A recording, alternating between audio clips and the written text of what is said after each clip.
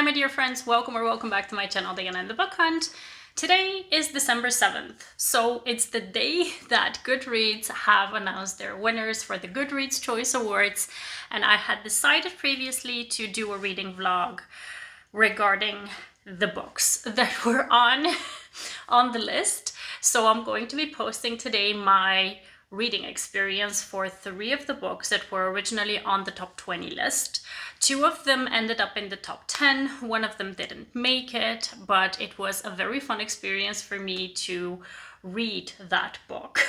So you're going to see my thoughts on those books. I'm going to tell you that I read Booking Around by Emily Rath. That one was in the top 20 but didn't make the top 10. The second one was Things We Hide from the Light by Lucy Score. The third one was Wildfire by Hannah Grace. So these 3 books will be included in this reading experience.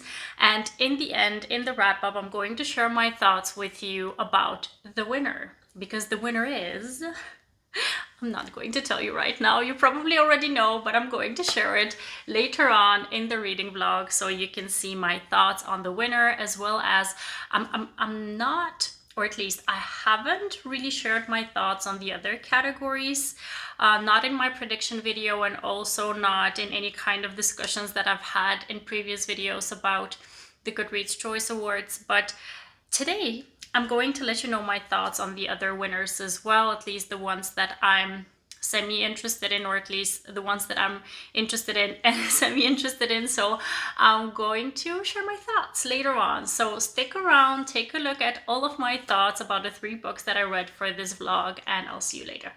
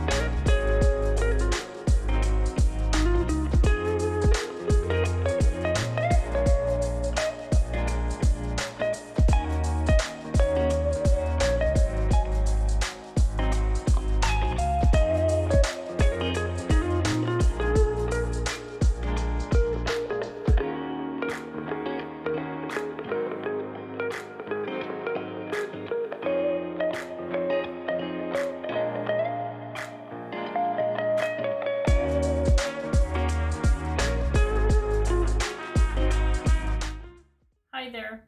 I really hope you can see me because I don't see how the camera is angled up.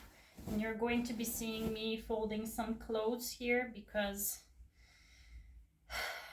it's that time of day. I finished work and I need to finish this because I'm going to be too lazy to do it later on tonight. And then what will happen is I'll have a huge pile of clothes on the bed when I'm getting ready to get into bed, and that is the most annoying thing ever.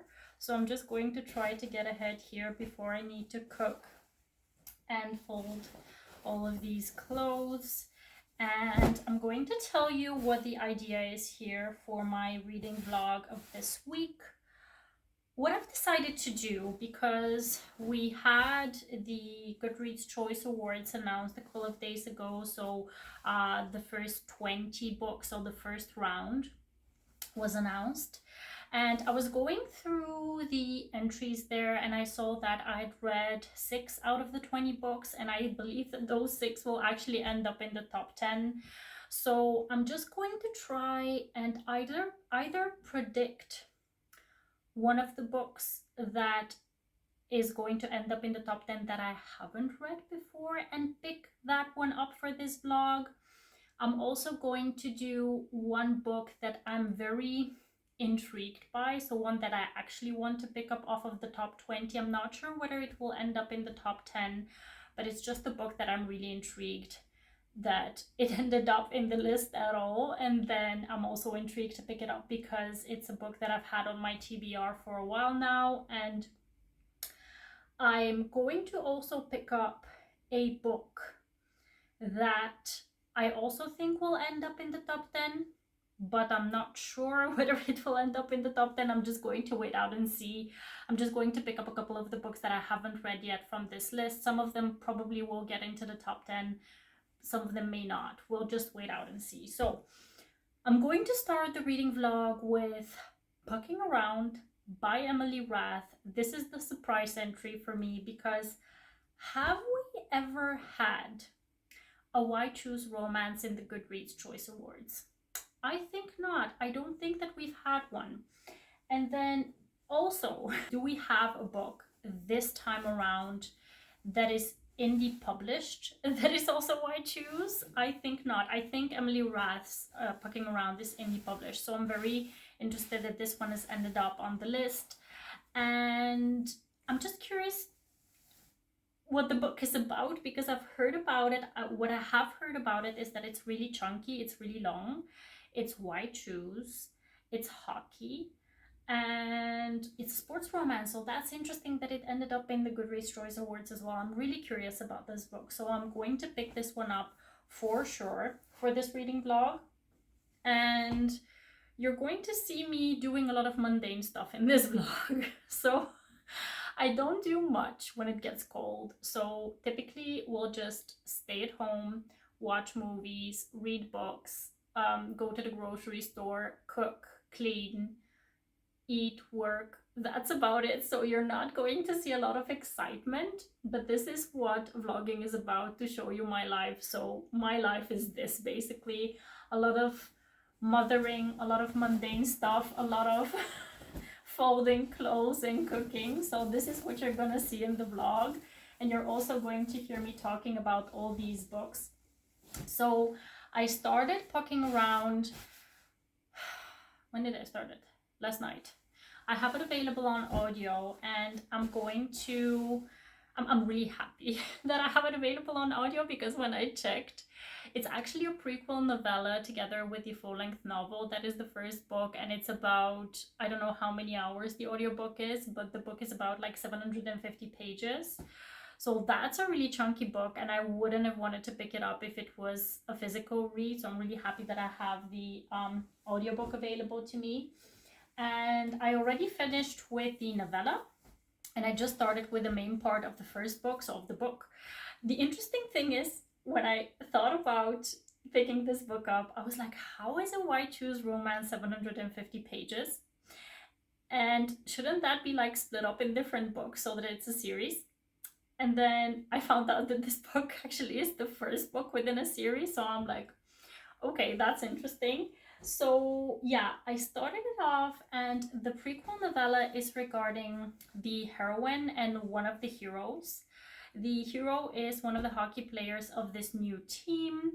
He is, I think they're in Seattle for some reason, and she is there, he is there. They have this chance meeting at a bar where she is getting harassed by this creep, and he pretends to be her brother to save her from her predicament, from the situation. And they start talking and they hit it off, and they spend an amazing night together. And immediately both of them, while they start off with the intention of it being a hookup, they definitely catch feelings already from the first night spent together. But they know that they can be together because they live in very different locations. So basically the novella ends off on a note of, you know, it was a one night thing, and yeah, feelings caught, but nothing can come of it. But then the book starts, and it turns out that our heroine, she is kind of like a medical, what is it, like a physical therapist or something. And she is invited to participate in this, I don't know if it's like kind of like a program, not really a scholarship, but like a program that has her do some kind of like an internship. I don't know what the function is, but she can go and practice her field of medicine at this new hockey team, and it's the guy, so Jake's hockey team. And she gets picked up by this guy. His name is Caleb. It turns out that Caleb is Jake's best friend. He is the equipment manager for the team. He picks her up at the airport, and she's having a horrible day because she just found out that she got the spot. So she was in a hurry to get her luggage, and she was just a mess. So when she's at the airport, she drops her bag, everything falls on the ground, and he's helping her picking up all of the stuff, and then everything freezes because he finds her dildo. So that's a very awkward, interesting, and messy scene, and especially because it's a very particular kind of dildo. But anyway, so she has an attraction with him. She has an attraction with Jake, and I originally didn't know how many people this is going to involve, this why choose situation. I thought it was going to be the three of them, but then I think that there's going to be another person involved, so I'm really curious to see how that's gonna go. Additionally, what we've got going on is, I think Caleb has feelings for Jake. So so I'm not sure whether this is going to be strictly why choose. So I don't know if it's going to be just everyone focusing on the heroine, or whether there's going to be a poly situation or any sword crossing. I don't know if that is going to be the case, but if that is, then I'm here for it. So I think that that is an interesting development within the book. And right now I'm at this point where at this club, and the two of them actually are dancing together with Rachel, the heroine, and they're sharing their first group kiss. So it's kind of getting hot and heavy, and I'm very excited about where the book is going. I'm having fun with it, and even though it's long, I'm currently not really feeling that. I'm not getting any kind of, how do you say, I'm not bored with it. I'm really excited to continue on in the book. So yeah, I'm going to update you soon once I've read more. And what I'm going to do today after I finish this mundane task is I'm going to cook a Bulgarian dish. I will try to film it for you so you can see what I'm making. And then I'm going to watch some Netflix with my partner because we're in the middle of a binge of Peaky Blinders because we didn't watch the last season. So we're doing kind of a catch up to get to the last season. So I'm very much looking forward to that. And yeah, I'm going to update you soon. See you later.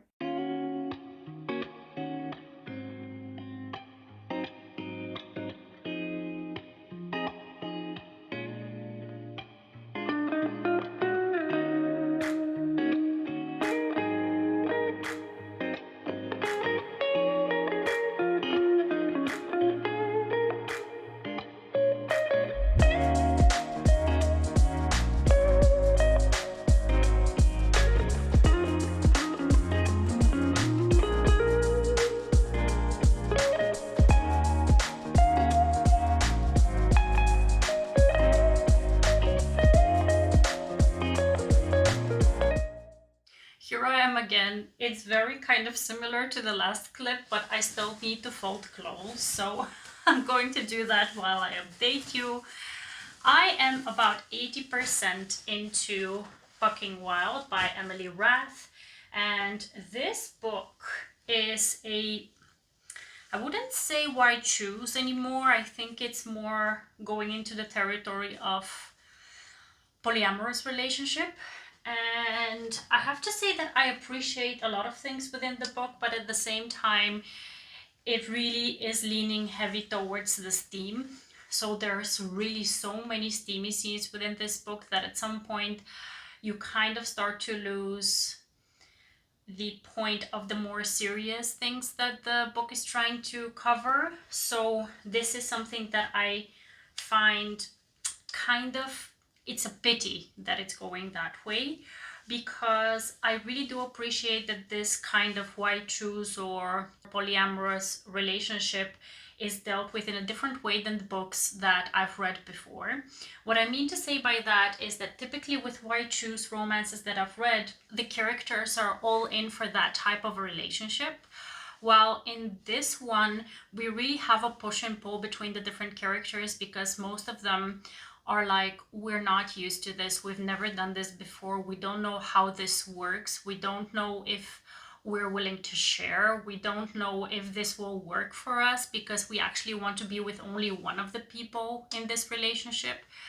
And I really appreciate that, of the like how do you say that, the exploration of the situation, of them trying to figure out how each and every one of them fits into this kind of pyramid that they're calling it. So it's very interesting to see. And at the beginning I was thinking, like, how is this book so long? Why is it so long? And now I understand that they really wanted to build up each of the characters to have their own backstory and to have this kind of resolution in the end of everyone finding their own place within the relationship. And I really do appreciate that.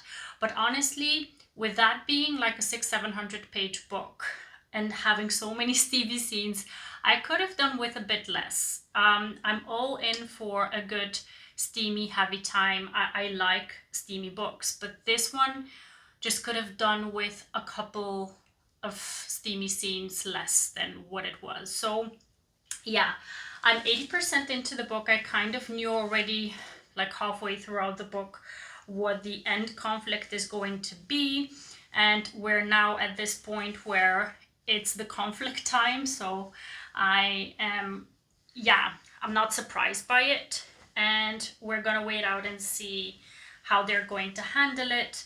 And I don't want to spoil it for you, so I'm not going to mention what it is. But yeah, I'm almost at the end of it. And honestly, right now, how it's looking is it's going to be a 4-star read for me. I really did enjoy it. It was really a tad long and I want it to be over already, but at the same time, I did have fun with it. So I think I'm going to give it 4 stars in the end. But let's just finish it, because if there is some kind of a surprise in the end, you never know.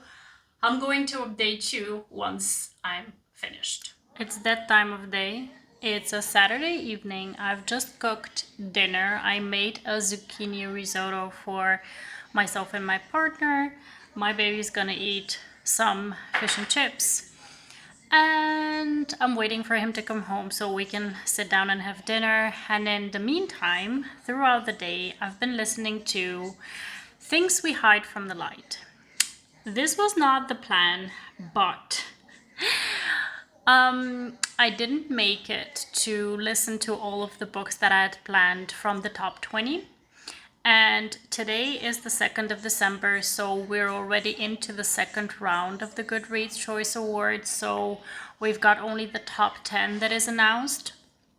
And the books that I had planned to read for the reading vlog are no longer in the top 10, so they're not in the top 10. So I decided to pick up books that are in the top 10. So obviously one of the books that you're going to see is in the top 20, the Emily Rath hockey book, because I picked it up before I knew whether it was going to be in the top 10 or not.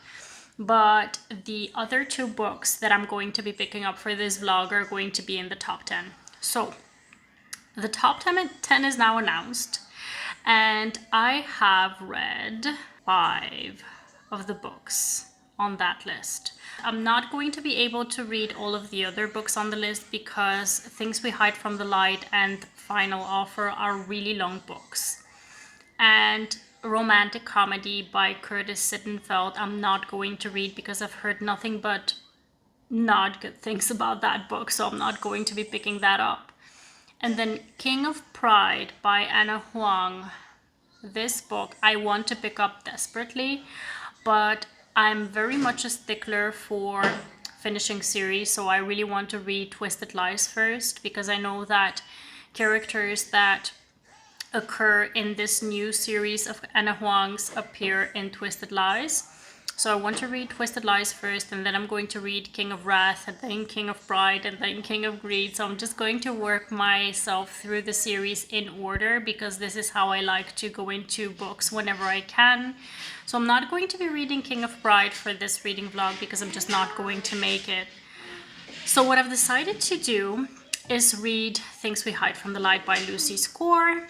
I'm going to attempt to finish Wildfire by Hannah Grace. And then we've got the Emily Rath book that I picked up previously. So those are the 3 books that are going to be in this reading vlog. And then I'm going to tell you my opinions in the end. But I think that it's a good point within this reading vlog to also talk about the best romances that were announced by Amazon. It's so interesting to me that Goodreads is, I believe, owned by Amazon, but the criteria for both of these lists is quite different.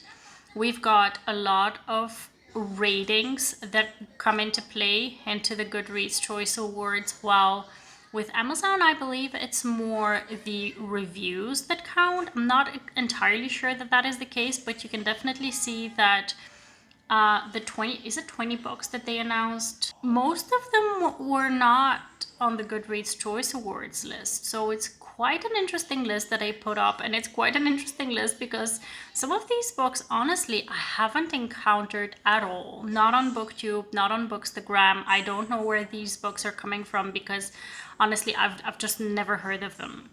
So in that list, we've got Happy Place, romantic comedy, Yours Truly by Abby Jimenez, Things We Hide from the Light, and Love Theoretically. So those were books that we saw in the top 10 of the Goodreads Choice Awards. But then we have Nora Roberts. That's a romantic suspense author that is really, really popular. We've got a new release, supposedly Identity. This one is on the list. And then The Secret Lives of Country Gentlemen. This looks like a historical. So it's very interesting that they do have historicals on here. Then we've got The Merit Auction by Audrey Carlin. I've never heard of this book. I honestly have never seen this cover either, so that's really interesting. Then we've got Practice Makes Perfect by Sarah Adams. We had that in the top 20 of the Goodreads Awards. Then we've got The Build Up, which is interesting because it looks like it's a Black romance, and I love that there is a presentation for that. And actually, when we think about the historical I just mentioned, it's a queer romance, so that is good that there is a presentation for that as well.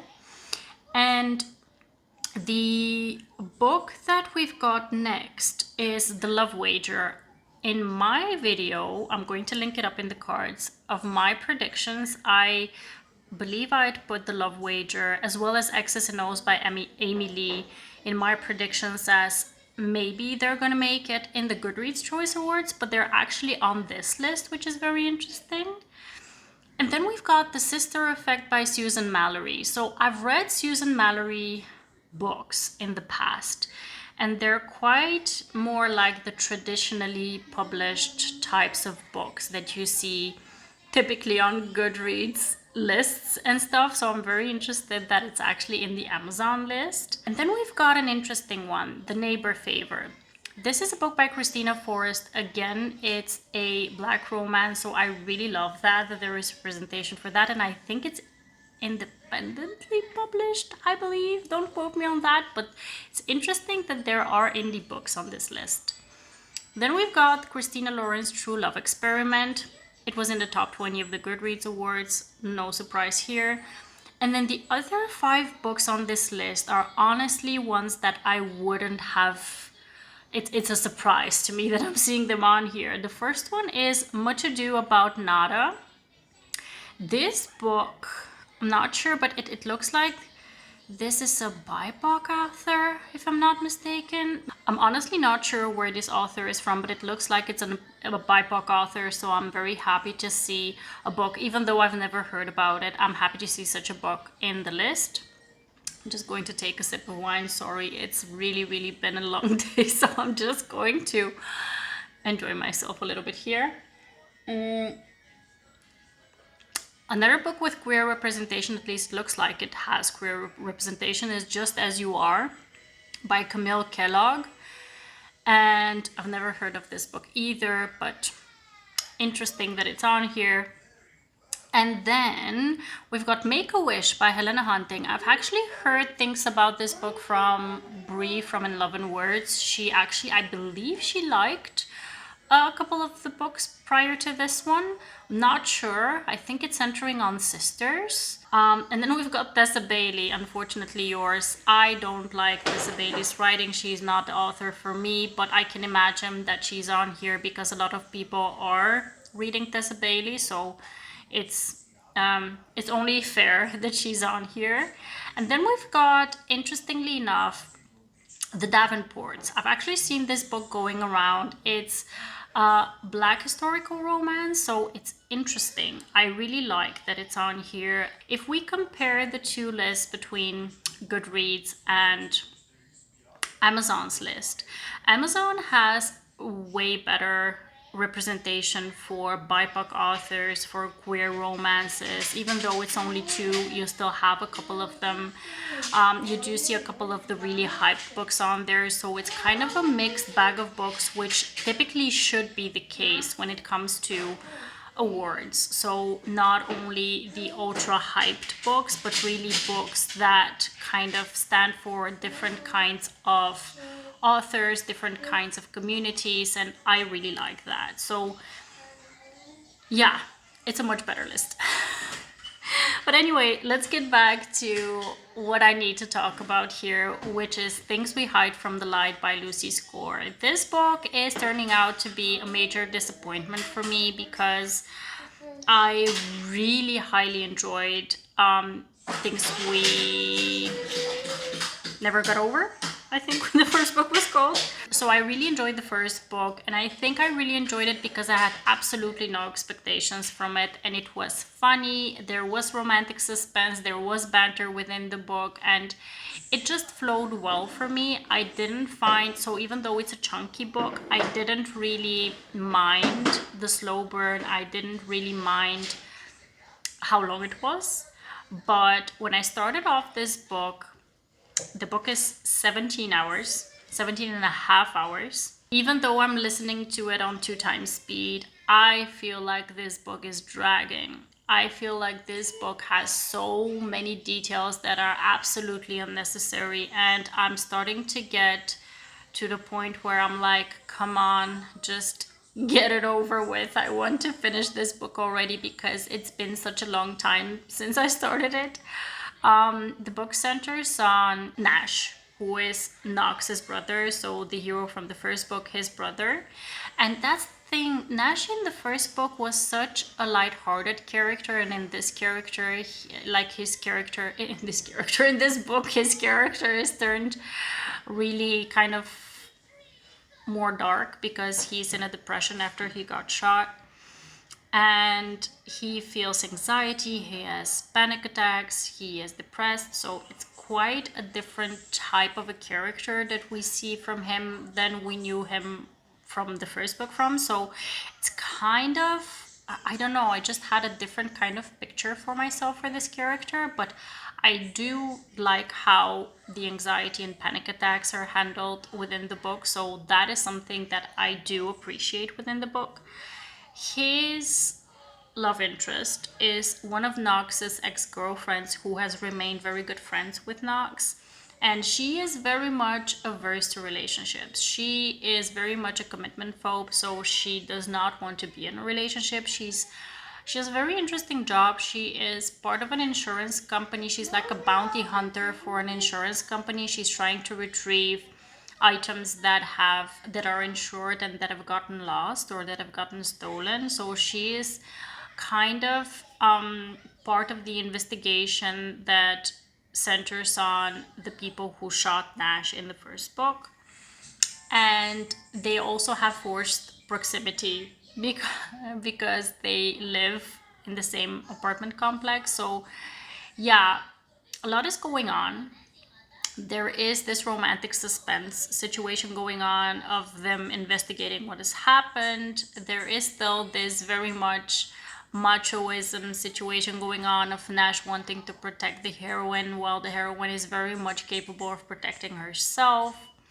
They do have things to bond over because he has had a near-death experience. She also has had in her childhood a near-death experience, so they're bonding over that, as well as they find the puppy together that they take care of together. And there's a lot going on, but also there's a lot going on that could have been spared within the book. So I'm like, this could have been a much shorter book. Had it been a much shorter book, I probably would have enjoyed it tons more. So currently, I'm not very much enjoying this book. I don't know what I'm gonna rate it because I'm currently about 60% in, and I don't know how I'm gonna finish it, first of all, because I do want to finish it for this vlog, but at the same time, I am struggling because I actually want to pick up Wildfire so that kind of my mood picks up. But the thing is, Wildfire I have in my Kindle, so I need to read it physically, while Things We Hide from the Light I have on audio. So I was like, this can help me out because I'm doing a lot of things throughout the weekend and I can just listen to the audiobook, but it's been a drag. So I don't know, I think maybe I will pick, because it's already, what time is it? It's like 9 o'clock. So I'm gonna have dinner. It's quite late for dinner, I know, but we had a very late lunch. That's the reason that we're having dinner so late. So we're gonna have dinner and then we're going to just sit down, have some puzzle time with the little one. And so when I have the puzzle time, I'm gonna listen to the audiobook, but when we finish and he goes to bed, I'm going to pick up the ebook for Wildfire because I need a break from this book is what I'm trying to say. Yeah, I hope to finish it. Yeah, I hope to have an informed opinion about the book when I finish. And then I'm going to update you once I start Wildfire, so yeah, I can finish that one before I need to release it. What I've decided is I'm going to release this vlog on the day that they announce the winner. When they announce the winner, I'm going to do a quick update with my take on who the winner is. And I'm going to also tell you who I voted for. I'm not going to say it now. I'm going to wrap this up and I'm going to see you soon in the next update.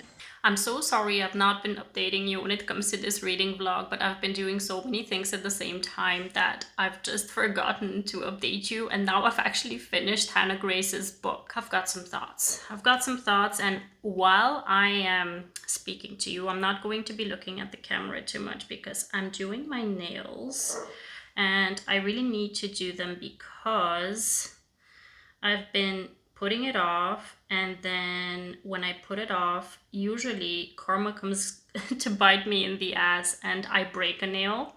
So I just want to do my nails real quick so that I don't have to think about breaking a nail in the next couple of days. So when I started off Hannah Grace's book, and I have to say, because I read it in ebook form, it took me a while. And I was really anxious to see whether I was going to finish it on time to wrap up the reading vlog before the 7th, before the winners are announced, because I really wasn't getting into it. It really sucked because I really had to make myself sit down and read and finish this book for this reading vlog. I really contemplated DNFing it at one point because I was not getting into the book. Maybe it was the moment. Maybe if I read it at another time, I would have appreciated it more. But to be quite frank, when I compare it with Icebreaker, I don't know, Icebreaker just had me gripped within the chemistry of the two characters and the fact that both of them are athletes and both of them have these same types of goals, and you immediately know the plot line for both of them is really set out that both of them have these goals. So you immediately get invested in both of their stories. And within this one, the book starts off with a one-night stand between the hero and heroine, Russ and what was her name, Aurora, and they have this attraction together, but I don't know, I wasn't feeling it. I know his backstory from the previous book was that the hockey rink that they were using was broken because of something that he did. So he was feeling really guilty, and he is usually the shy type of a person. So he was mortified that that happened because of him. And yeah, basically that's what we know about him. I didn't know anything about her, to be quite honest. I don't know where she is coming from. Like, she is at the same college as he is. She is an English major, something that I think I found out way into the book. I don't think that it was mentioned, or at least I missed that part within the book where that was mentioned. So yeah, basically, I don't know, just their backstories were not, we didn't get into them until quite into the book.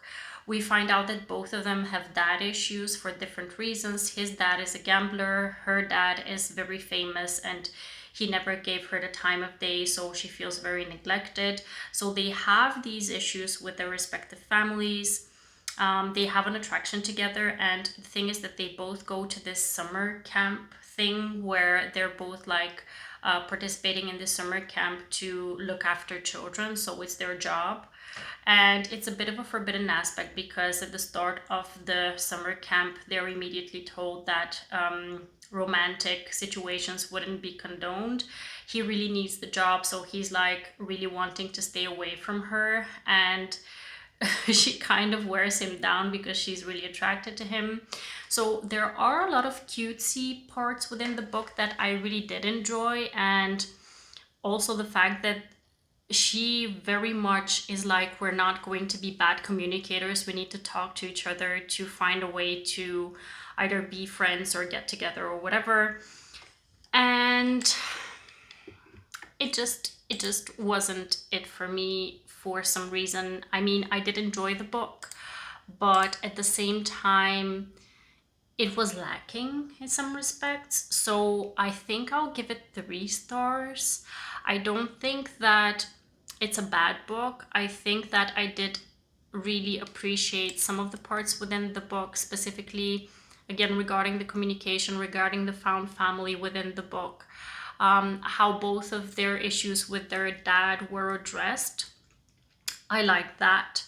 But then in the end, something happened, like in the epilogue, and I'm like, I didn't even know that that was where her character was going, because I didn't find out that that was her wish for her life within the book. It was like, it kind of came out of left field. So I was like, okay, so that kind of wasn't worked out very well. So those were the things that kind of made me mark it down. There is something in the book that I really loved, which is the dogs. There were dogs at the summer camp, and I loved that. Also, I expected more interaction between the characters and the kids within the camp. There were a couple of interactions where you saw the kids, but it was like they didn't exist within the plot. Well, it was their job to be there, so that was kind of weird. So if I compare Icebreaker to Wildfire, Wildfire is just nowhere in the same vicinity, I think, as Icebreaker. I gave Icebreaker 5 stars both times over when I read it. And then this one just didn't hit the same spot for me. So yeah, I would not have voted for this book. Not even in the first round to make to the top 10. There were better books than this one that should have made it on the list if you ask me, but it's in the top 10, so what can you do? So I'm going to continue on with my nails. At some point I'm going to do a wrap up of my thoughts, and then on the 7th we're going to do a check-in with all of the drama that will probably ensue when they announce who the winner is, which we all know is probably going to be Happy Place, but let's just keep the suspense going and see how it's gonna go, and then I'll see you with the wrap up. because I'm still not a pro at vlogging, I'm just going to go ahead and tell you my final thoughts on the 3 books that I read. Booking Around by Emily Rath is one that really took me by surprise that it was on the list at all, because it's indie published, I believe. It's also a white choose romance. It's really spicy and it's really long, and I really didn't expect this one to end up on the list. So I'm happy that it did, because it really gave me a nudge to pick it up and read it, because I really did enjoy it. I give it 4 stars, and the only kind of critique that I have towards it is that it's really long and it could have done without that many sex scenes. I mean, I'm in for a spicy good time, but sometimes a little too much can kind of put you off or can kind of emotionless towards it. So I would have wanted to see a bit less in terms of the sex scenes. But anyway, it was a fun time. It was a good time, and I did appreciate a lot of things that were done within the book. So it was a good one. And I'm happy that it ended up on the list, because we need more representation for different kinds of stories within the Goodreads Choice Awards. So this is a good one on here. And then the second book that I picked up, Things We Hide from the Light, was a true disappointment. I mean, I really love Things We Never Got Over. I even purchased the physical copy because I tend to buy the books that I really enjoy, and I want to have a physical copy of them. And I'm really happy that I didn't kind of assume that I would love this one and buy it beforehand. So yeah, this was a true disappointment for me. I didn't connect with the characters. It was too long. The romantic suspense aspect within it was kind of overdone and not really exciting for me to read about, and I just didn't click with it at all. So this book was a 2-star read for me, and I didn't enjoy it as much. And then Wildfire by Hannah Grace, while I did enjoy more than Things We Hide from the Light, I still didn't enjoy as much as I'd hoped, because the previous book by this author, Icebreaker, I really loved. I gave it 5 stars, and this one, again, I didn't connect with the characters too much. There were things that were missing for me within the book. And while the hero is a true kind of a cinnamon roll hero, and I typically love those, his character felt kind of flat for me, and it just a lot of things were missing for me. So this one I gave 3 stars, and I wouldn't have voted for that one either. So out of the 3 that I read, I wouldn't have voted for any of the 3 because they were not 5-star reads for me. And just to give you an idea of the books that ended up in the top 10 and the choices that I had to make when I was voting, because I'm going to let you know who I voted for and then eventually who won. We've got, out of the books that were on the top 10, I read Emily Henry's Happy Place, Abby Jimenez, Yours Truly. I read The Right Move by Liz Dumford, Love Theoretically by Ali Hazelwood, The 7-Year Slip by Ashley Poston. Those were the books that I had originally read off of that list, and all of them I've given 5 stars. So for me, that was a very difficult decision to make, because I had 5 out of the 10 books that I could potentially vote for. And I was really going back and forth. I knew I would not vote for Love Theoretically, because while I gave it 5 stars, it wasn't my favorite out of the 5.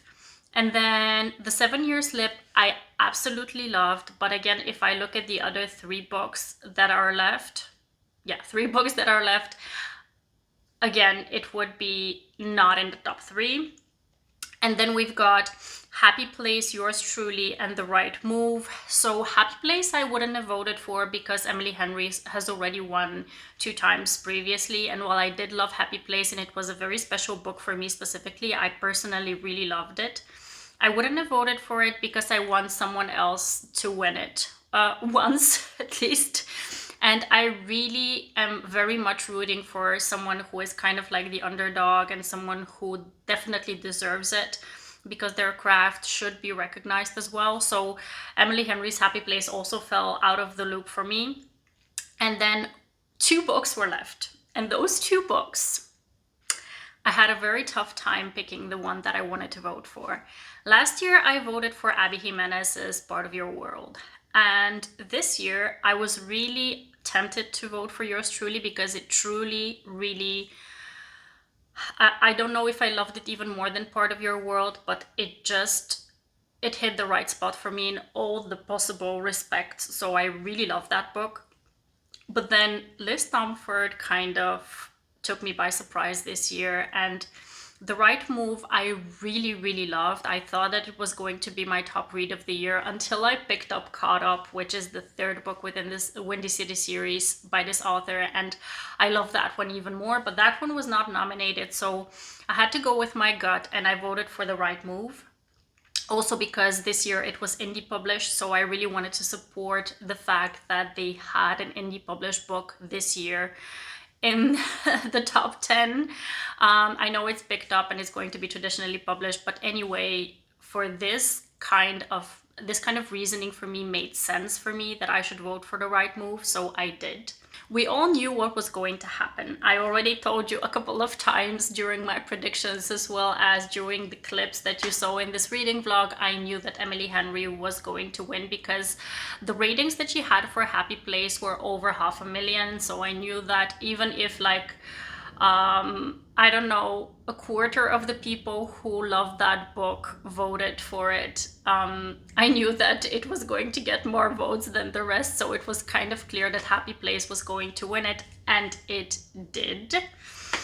It won with 157,787 votes, and the second place is for Love Theoretically, which is voted for by 96,439 people. Number 3 is Yours Truly by Abby Jimenez. What surprised me is that almost 40,000 people voted for Romantic Comedy by Curtis Sittenfeld. I mean, what in the freaking hell is going on? I know that this book shouldn't have ended in the top 10 in the first place because it's not a romance as far as I've heard anyone talking about this book. Second thing is that it barely made the criteria to get into the competition because it has like a 3.6 something rating. And what the hell is going on? But yeah, it's in the top 5 spot.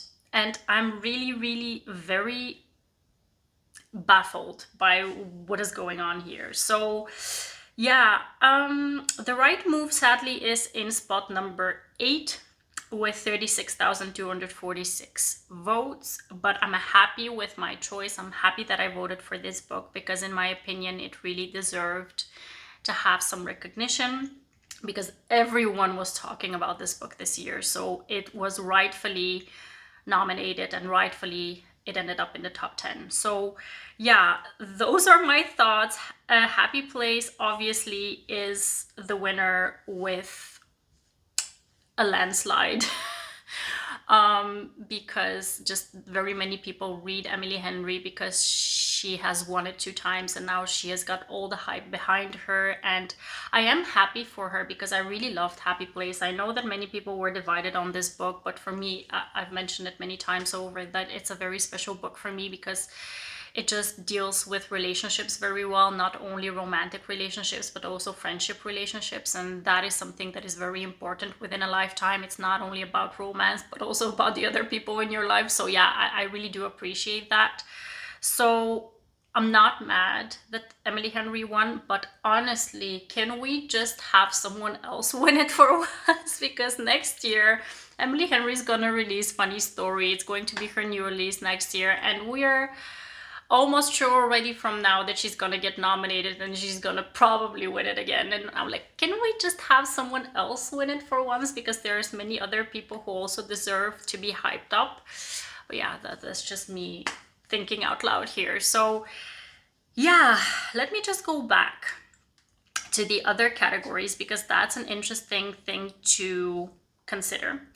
The fiction results. So this year I've not read any of the fiction nominees. I really haven't been in any kind of a mood to read any just contemporary fiction books, but the winner this year is R.F. Kuang with Yellowface, and I'm really happy about that because I really do appreciate the amount of effort that this author is putting into her novels, and I'm definitely going to be picking up Yellowface sometime soon because I've heard nothing but good things about it from people that I follow, so I'm definitely going to be reading this book. And now that it's also won, it gives me even more incentive to pick it up. So I'm definitely going to be picking that up, and I'm really happy for R.F. Kuang that they won. And historical fiction, I don't read a lot or almost at all, so I'm not very interested in that category. Mystery thriller, I also don't read a lot. I do tend to pick up once or twice a year a thriller, and the one that has won is The Housemaid's Secret by Frida McFadden, and I've heard so many people talking about this book, and I'm not surprised that it has won. I probably won't pick it up because I just have a very specific kinds of thrillers that I'm interested in, and this is not one of it. And then we've got the new category, the romantasy category, and ta-da-da, are we surprised that Fourth Wing won it? I mean, there's 397,565 votes for Fourth Wing. That's like 2 times more votes, more than 2 times more votes than the people who voted for Happy Place. Let's just have that sink in. This book has blown up so much in this year that it's just ridiculous to consider that they almost have 400,000 votes in the category, and the next one up, the second book that was nominated, is Assistant to the Villain, and that one has 33,000 votes. I mean, do we even have any kind of competition in this category? I think not. It's just ridiculous. And then Best Fantasy goes to Leigh Bardugo with Hellbent. I'm not surprised by this either. Leigh Bardugo has a very strong following because of the Shadow and Bone series, so whenever she releases anything, it's going to get nominated, and it's a potential winner as well, so not surprised here. Science fiction I'm very happy about, even though I haven't read the book yet. I definitely want to read it. It's T.J. Klune in the Life of Puppets, and I've heard nothing but good things about this book as well, so I'm definitely going to be picking it up. And I'm really happy that T.J. Klune has won this one. And then we've got, I'm not going to go into horror because it's not something I'm interested in. The young adult fantasy and science fiction one. I voted for Divine Rivals because I read it and I really liked it, and Divine Rivals won. So I'm happy for Rebecca Ross that this one took the prize. It's a really good, solid book, and I'm very interested in the second book, so I'm definitely happy that this one is the winner. Even though there were really good ones within this category and there were many contenders, but yeah, Divine Rivals deserved it in my opinion. So in the young adult fiction, I'm so happy for Ali Hazelwood that Checkmate has won it, because she has been nominated in the romance category 3 years in a row, and she never got to win it because of Emily Henry. And at least right now she gets recognition for one of her books, and that is Checkmate. There were 68,736 votes, and it was quite a close call with Jennifer Lynn Barnes with the Brothers Hawthorne. So that's interesting. It was really, really close. I mean, there were like 3,000 votes apart. So that's a close call, and I'm really happy for Ali. And then the other categories this year, I honestly am not interested in. I typically love going into the debut novel category, but this year, honestly, I don't know any of the books that were nominated. So this year, the debut novel category is just not it for me. So whoever won, congratulations to them, but it's just not up my alley this year. So those were all the categories that I'm interested in, and those were all the winners and all my thoughts. Honestly, I'm going to be repeating myself when it comes to my thoughts on the Goodreads Choice Awards. This year, they definitely could have done better in terms of diversity, in terms of selecting more independently published books, more representation for BIPOC authors, more representation for anything that you can think of, basically, because it was just very kind of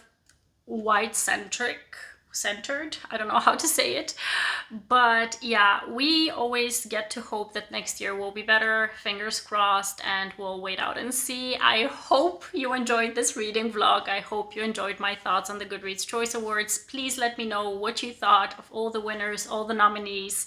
Do you agree or disagree with what has happened with the results? Let me know who you voted for, and I hope to see you in the next one. Have a wonderful, marvelous day. Happy reading. Take care, and bye-bye.